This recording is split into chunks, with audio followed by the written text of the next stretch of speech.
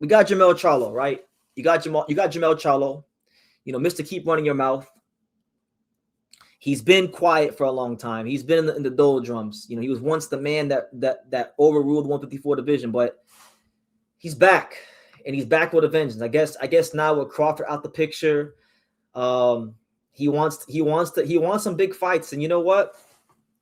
Vergil and Boots are not fighting each other anytime soon, because Vergil and Oscar De La Hoya and Virgil's manager Rick Morrigan, they're fighting each other. They're going through a whole lawsuit right now. So look, right now, as I see it, just like featherweight, 154 is wide open too. And Jermell Charlo, he had an eventful day yesterday he's had an eventful last couple of days on Twitter, right? So I wanted to kind of go through the tweets and react to him and give my little thoughts here.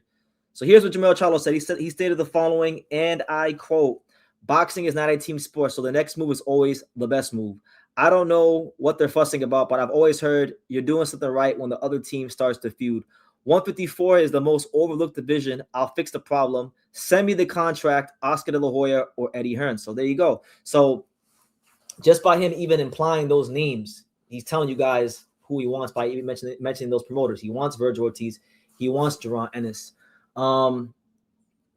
It's kind of it's very crazy where PBC has wound up, because if you go back 4 years ago, 2022, 2021, when Charlo was fighting Brian Castano, it was Al Heyman and PBC that they ran this division, and now they're not getting as many dates, and with limited dates and whatnot, I feel like PBC, they want to be very, very smart about who they give a main event slot to. And I don't know if they feel comfortable giving, whatever's left of Jermell Charlo a main event slot, because the last time we saw Jermell Charlo, for all intents and purposes, he didn't really try to win against Canelo. He talked a good game.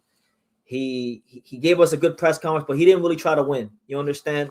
So, that's why I think he's in this. That's part of why I think he's in this position now. He hasn't fought in a while. The last time he was seen, he didn't really fight well or look like he tried to win. So we'll see how it goes. Personally, that fight was at 168. So, that's a different weight class. That's 2 weight classes above.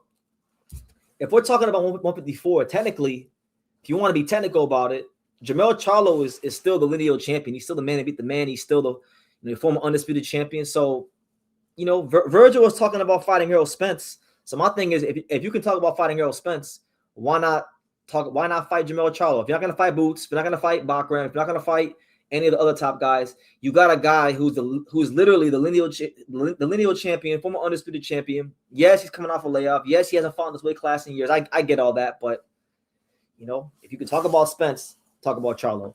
And yeah, that's what it is. And then he pretty much said that he had mentioned something about he only has an hour left and what's the deal, and then he retweeted this right here by this guy. He said Boots and Vergil haven't proven anything at 154 like Jermell Charlo said, and it's a lot of talk and no action. Neither one of them have fought a top dude in this division yet, which I don't 100% agree with, because Vergil did fight Boachuk. He did fight Majmov. Those are top contenders. So that's not factual, but I understand the sentiments, because, for all the hype and for all the fanfare of what Jermell Charlo and or Jaron Ennis and Vergil Ortiz get, they haven't really done a lot in this division yet. So I'm with them. I'm with them. And if Jermell Charlo is pissed off of greatness, if he wants to prove himself to the world and get back in the good graces of the boxing fans and remind everybody why he was once the best 154 pounder of the world and one of the best 154 pounders in boxing history, then what better way to do it than against two of the biggest names in the division? People got short memories in boxing. Boxing, probably more than any other sport, is a what have you done for me lately type of sport. And in terms of what he's done for us lately, like, look, he last fought late 2023. We're now 3 calendar years in 2026. His last real significant win at 54 was back in 2022. So we're talking about almost a whole presidential term since Charlo really did anything in the division. And he's got a lot to prove. Mind you, it's also worth noting that one of the guys that Jermell Charlo, that was mandatory, Bakram Rosalia. Remember, he beat Castaño. Jermell Charlo beat Castaño. Jermell Charlo was the IBF, or Bakram Rosalia was the IBF mandatory challenger. And, nobody really knew and nobody really cared about Bakram at that particular time, but he did vacate the belt. And Bakram went on to prove that he was a worthy mandatory challenger because he became champion. And now he's looked at to be one of the best 54-pounders in the world. So, I feel like for Jermell, if you can't get them two guys in the ring, why not go look for Bakram? Bakram is a guy that was your mandatory. There's a storyline there. He's a guy that's looking for big names, big fights. If he gets through Josh Kelly, I feel like he should go try to run it with him. Now, granted, Bakram more than likely will not get you the money that, let's say, Vergil Ortiz or Jaron Ennis would get, because Bakram doesn't have a network behind him. Bakram is signed to Main Events. Main Events does not have a network. So that's why Bakram's in this position where he has to fight Josh Kelly in the UK. He had to fight Tim Tszyu as the B-side on a PBC promotion, right? But Bakram his